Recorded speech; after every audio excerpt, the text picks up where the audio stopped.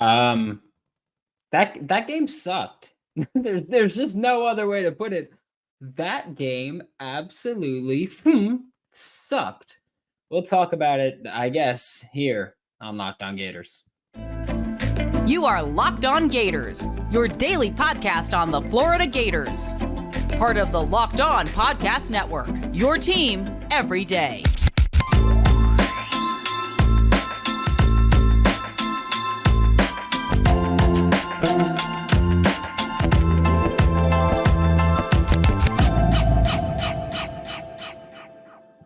Hello, I guess. Welcome back to another episode of Locked On Gators, part of the Locked On Podcast Network, your team every day. Thanks for making Locked On Gators your first listen of the day. Every day, we are available daily and free wherever you listen to podcasts.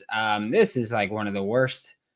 This is going to be the least fun I've had doing a show since the Utah game. Like, it just sucked. There's no other way to put it.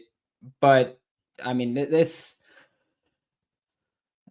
coaching staff should be embarrassed with themselves. I try to not be too harsh about things. I think that we all know that. I try not to be too harsh. This coaching staff should be absolutely embarrassed with themselves and the performance that they put on film and just everything they did about this game. It just sucked. There's no other way to put it. Like, I don't mind some things because I understand that when you look at this game, and we talked about this all week, really. We talked about that these are two teams in different spots right now. This is a Georgia program that, while they are not as dominant as they've been this season, like this season, they're not as dominant as they were last year, the year before. They've still got the best roster in football. And they're back-to-back national champs, probably going to win it this year as well. And this is a Florida Gators program that is in year 2 of a rebuild. Will we get to year 4? I don't really know, but this is year 2 of a rebuild. And if you're in the chat, any questions or anything, we'll get to those, obviously. But there were a few things with this game I couldn't stand. For me, the fourth down play call, the 4th and inches call, that was first off, I thought it should have been a first down to Khalil Jackson. Then you go, oh no, not a first down, and then you back it up like a yard off was weird to me. If it's 4th and inches, whatever. But the 4th down play call, I don't have an issue with snapping the ball between Graham Mertz's legs to Trevor Etienne. I know that a lot of people do because that's getting too cute. I don't have an issue with that. If it's a run. You get it, like if you give me that setup, you've got Graham Mertz goes under center. You've got everybody stacked up like you're trying to do like the Philadelphia Eagles, like the brotherly shove. And then Cousin Eddie, I don't know why I guess Georgia's okay without Bowers after all. I never said that they weren't going to be good without him. But then you snap it to Trevor Etienne. I don't have a problem if he's running that like dive or power or trap, or if you're going with that. What I do have an issue with is the pass play there. It just doesn't make sense, especially when you look at the South Carolina game. Your trick play that you ran against South Carolina was a Trevor Etienne passing play. You put on film that you're willing to let him throw the ball. A defense like Georgia, they're going to prepare for that. Okay? Like a defense like Georgia is going to prepare for that. So I don't know why. I don't know why you thought that would work. That was stupid. Defensively, Austin Armstrong needs to figure some crap out. Austin Armstrong really needs to figure something out because I don't know what the hell his thought process was behind going, hey, let's take Princely Umanmielen, who I don't care. I know that Princely is probably the most polarizing player in this program right now. But you went, hey, let's take Princely Umanmielen, who, even if you're not a big fan of his, I think everybody acknowledges he's the best pass rusher on the team. I think everybody acknowledges that. Whether you care about his effort, run defense, whatever you want to bring up, best pass rusher on the team. I don't know what your thought process is behind going, hey, we're going to take that guy who's got some of the highest pressure numbers in college football, that guy who has some of the best pressure rate in college football. We're going to play him 5 yards off the line of scrimmage and then drop him into coverage on what I think was quarters. It might have been cover 3 or cover 6, but we're going to drop him so that he has to cover the underneath hash to sideline. What the hell is the thought process there? Far too often, this team just makes ridiculous decisions. They just make the stupidest decisions at the stupidest times. Billy Napier, I think he does need an offensive coordinator, not because the scheme is bad. I think he just doesn't realize what he should do situationally. When you look at the scripted drives, the first drive of the game, every week, Florida comes out and they've got a good scripted game plan, whether or not they score a touchdown, whether or not the blocking is there, whatever it is. Play call wise, their scripted drives are consistently one of the best in the nation. And then drive 2 comes and they just go blank. They just they just go brain dead after the first drive of offensive play calling. I don't get it. And this isn't me saying, oh, I don't get it, just in a general sense. I don't know what is wrong with this coaching staff when it comes time to that. Someone said Georgia cheated. Georgia didn't cheat their way to a 3-touchdown win. But I just don't get some of the play calling. Like Florida it's just weird at times. Like dropping Princely into coverage, I hate anyway. I understand an edge rusher in modern football is going to drop into coverage. I hate it anyway because it's taking your best pass rusher out of the field. But lining him up at off-ball linebacker and doing that. The touchdown, I forgot who caught the touchdown, but it was over Jalen Kimber at the end there. And I don't know what the call was. I think it was quarters, but it looked to me like Jaden Hill was like kind of playing safety, kind of playing nickel, and it was his responsibility to get over the top there. I don't get that stuff. I do like all week I said, hey, Georgia's been susceptible in the passing game out of the backfield.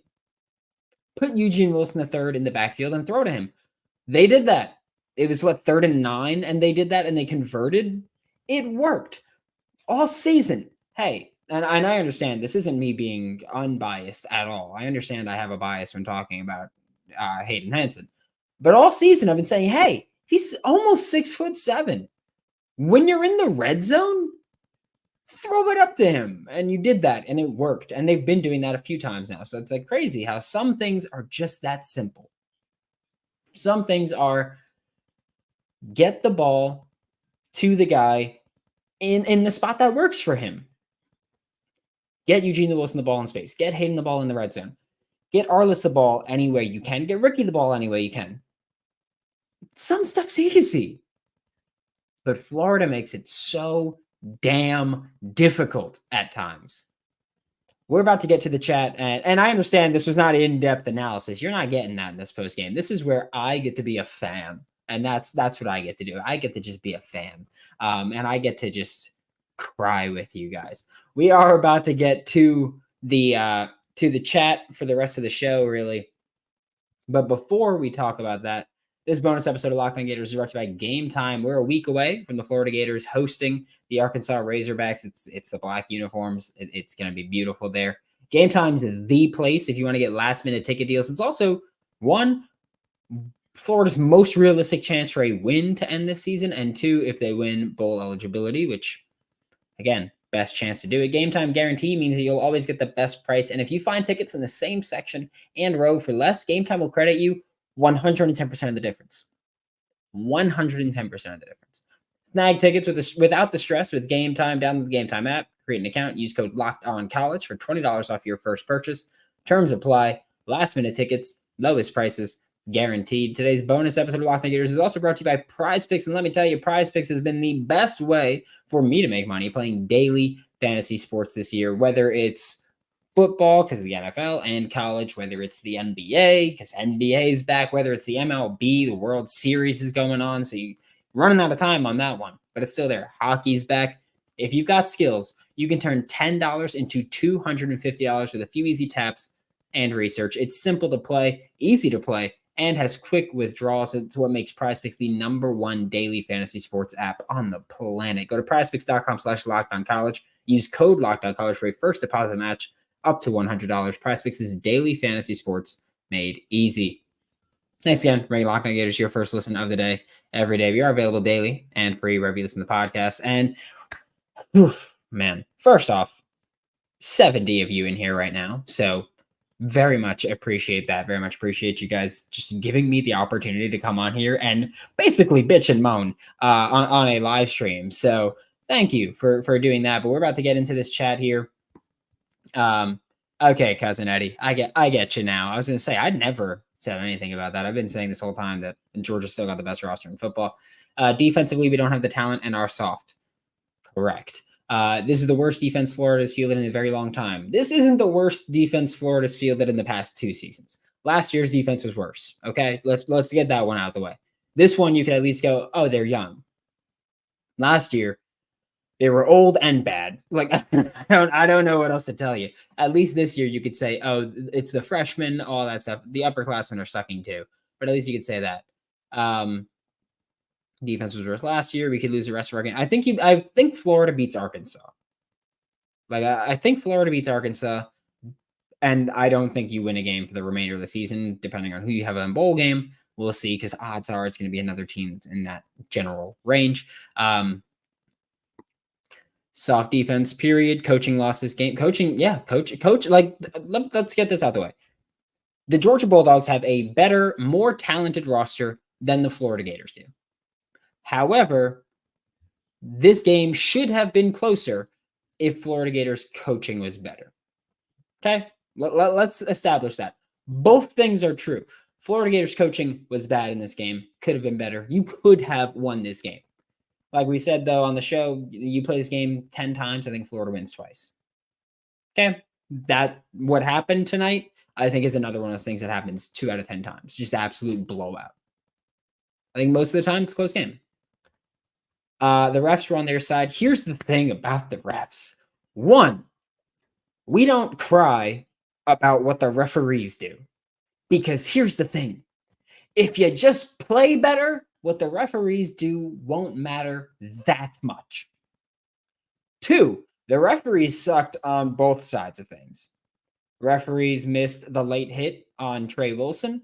Referees the very next play missed the horse collar tackle on the punt to Georgia.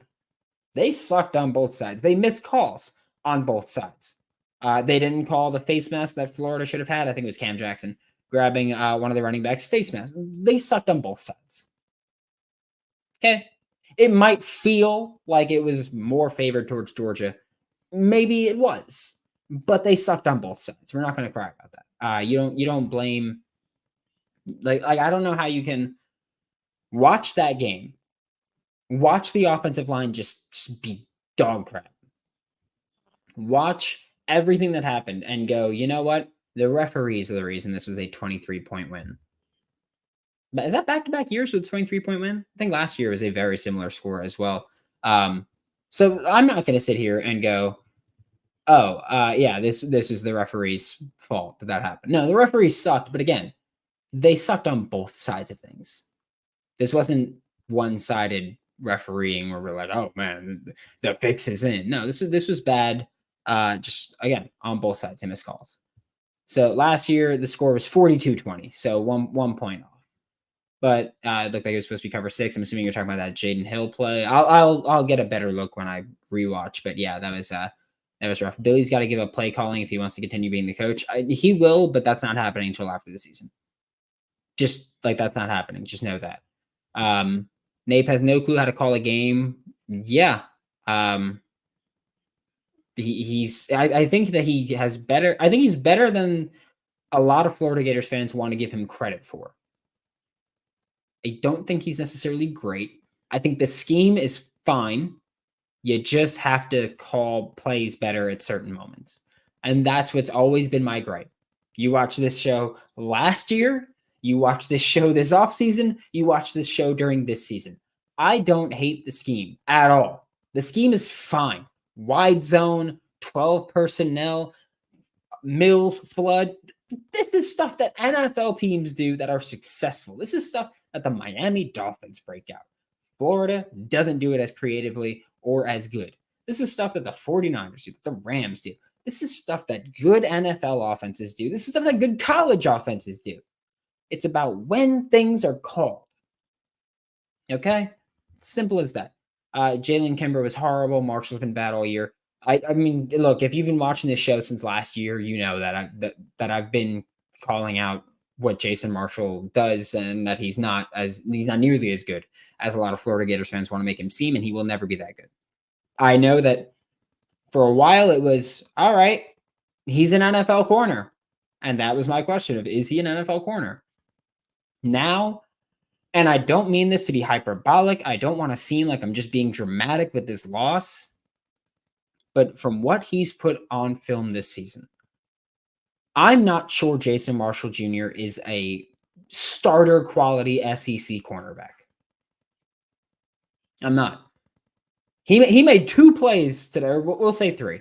He made 3 plays. 2 of them were him blitzing.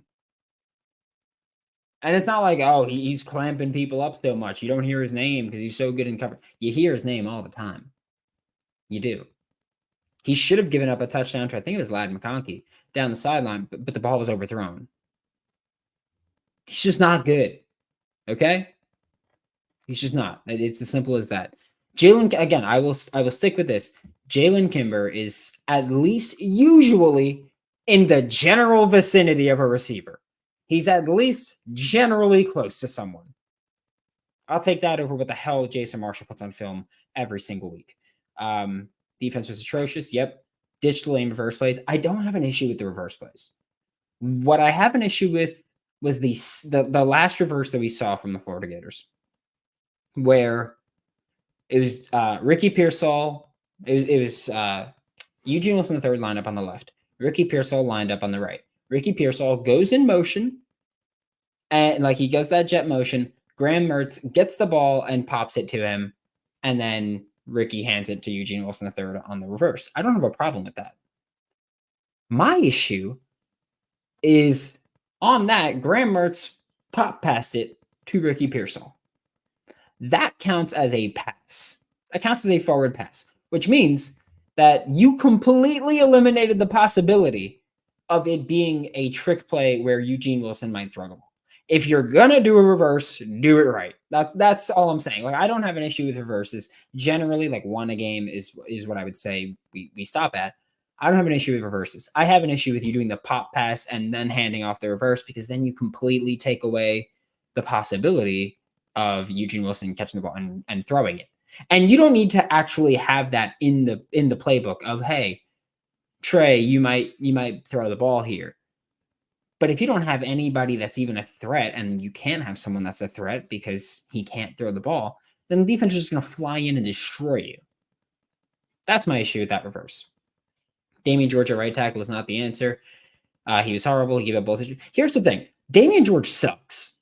And again, I hate sounding like someone who's trying to dunk on players. I never want to do that. I don't like saying that players are bad. But Damian George is bad. Like, he is not an SEC starter. He's not. He cannot pass block in the SEC. Maybe at guard, which is, if you've been watching this show, we wanted him to play to guard, but maybe at guard. But at this point, he's not going to be better than Micah Mazuka or Richie Leonard IV. So he just doesn't have a spot. Give me Lindell Hudson. Give me Cameron Waits. Anyone but Jamie George at right tackle. He is not a starter quality right tackle. It's as simple as that.